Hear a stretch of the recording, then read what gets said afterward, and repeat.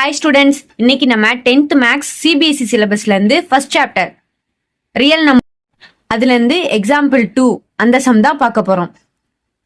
இதுல என்ன கேட்டிருக்காங்க அப்படின்னா, find the LCM and HCF of 6 and 20 by the prime factorisation method. இதுக்கு மீனிங் என்னன்னா, 6க்கும் 20க்கும் எல்சிஎம் ஹெச்சிஎஃப் கண்டுபிடிங்க. அது எதை யூஸ் பண்ணி அப்படின்னா, பிரைம் ஃபேக்டரைசேஷன் மெத்தடை யூஸ் பண்ணி எல்சிஎம்மும் ஹெச்சிஎஃப்பும் கண்டுபிடிங்க. அதாவது எந்த நம்பருக்கு? 6க்கும் 20க்கும் 6 and 20க்கு எல்சிஎம் அண்ட் ஹெச்சிஎஃப் கண்டுபிடிங்க பிரைம் ஃபேக்டரைசேஷன் மெத்தடை யூஸ் பண்ணி. பிரைம் ஃபேக்டரைசேஷன் மெத்தட்னா என்னன்னு நான் சொல்றேன். அதுக்கு முன்னாடி எல்சிஎம்னா என்ன, ஹெச்சிஎஃப்னா என்னன்னா லீஸ்ட் காமன் மல்டிபிளோட ஃபுல் ஃபார்ம். சாரி, எல்சிஎம்மோட ஃபுல் ஃபார்ம் என்னன்னா லீஸ்ட் காமன் மல்டிபிள். ஹெச்சிஎஃப்போட ஃபுல் ஃபார்ம் என்னன்னா ஹையஸ்ட் காமன் ஃபேக்டர். ஓகேவா? அது என்னன்னு நான் போக போக வீடியோல சொல்றேன். ஃபேக்டரைசேஷன் மெத்தட்னா என்னன்னா, நம்ம சின்ன கிளாஸ்ல எல்லாம் படிச்சிருப்போல. இப்போ வந்து எக்ஸாம்பிளுக்கு 10 வந்து 5 2s are 10 அப்படின்னு போடலாம். அந்த மாதிரி இந்த மாதிரி மெத்தட் நம்ம படிச்சிருக்கோம் இல்லையா? 5 1s are 5, அதாவது லாஸ்ட்ல வந்து 1ல முடியுது. அதே மாதிரி 20 எடுத்துக்கோங்க. 10 2s are 20,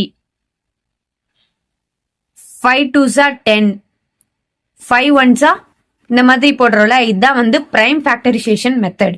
இப்போ இதுல இவங்க 6க்கும் 20க்கும் பிரைம் ஃபேக்டரைசேஷன் மெத்தட் கண்டுபிடிக்க சொல்றாங்க.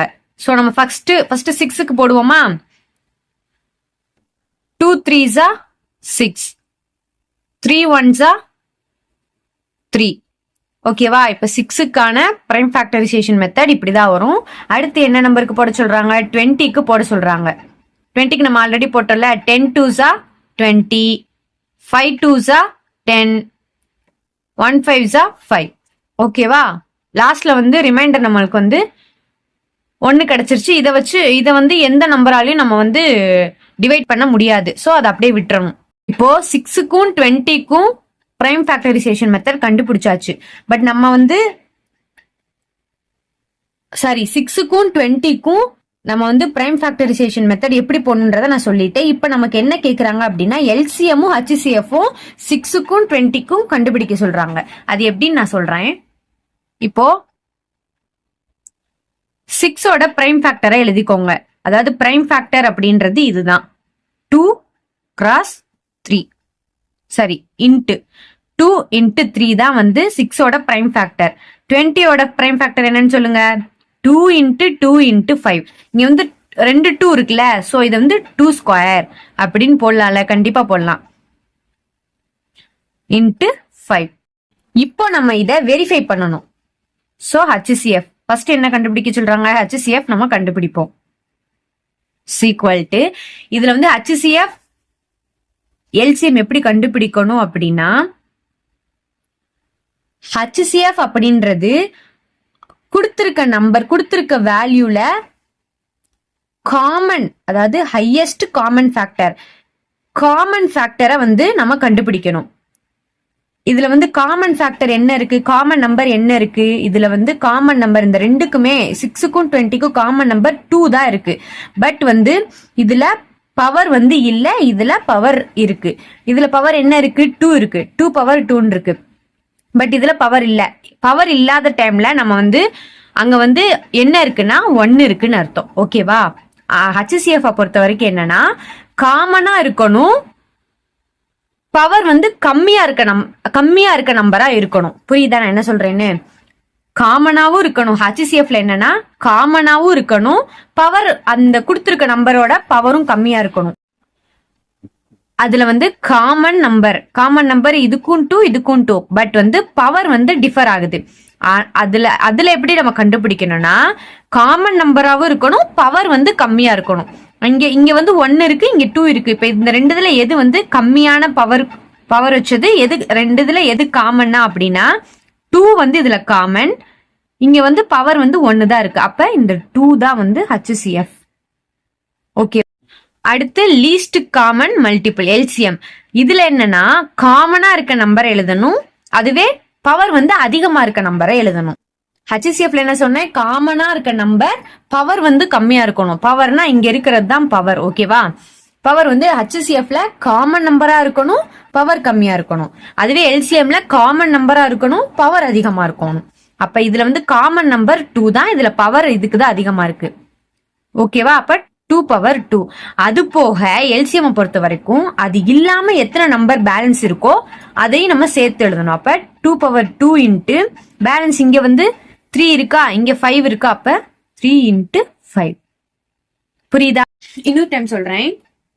எல்சிஎம்ல என்ன பண்ணணும்னா காமன் நம்பரா இருக்கணும், பவர் அதிகமா இருக்கணும், அதை எடுத்து எழுதிடணும். அது போக பேலன்ஸ் இருக்க நம்பரையும் எடுத்து எழுதணும்.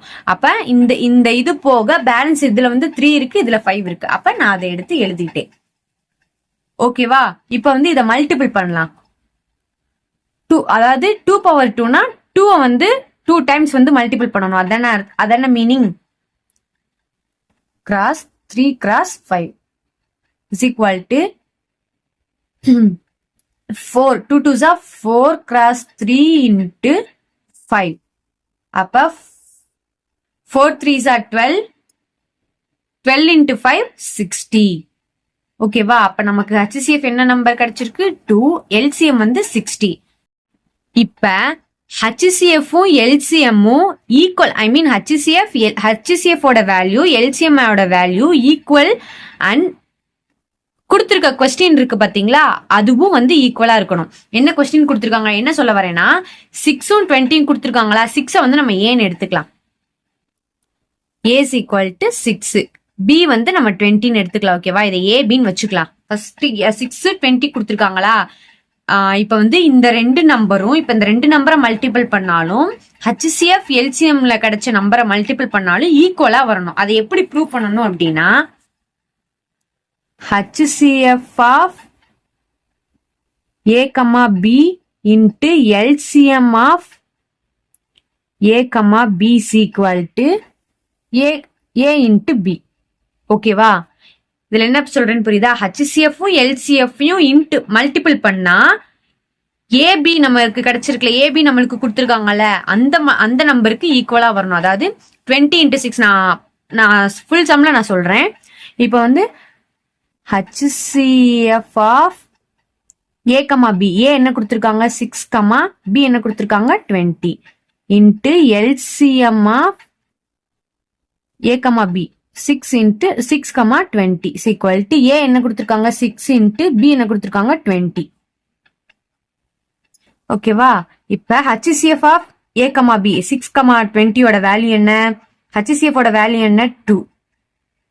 LCM ஓட வேல்யூ என்ன நம்ம இங்க கண்டுபிடிச்சிருக்கோம் 60 is equal to இந்த 6 into 20. இப்ப 60 into 2 0, 6 2s are 12, 120. 20 into 6, 0 6 are 0, 2 6 are 12, 20. Hence proved.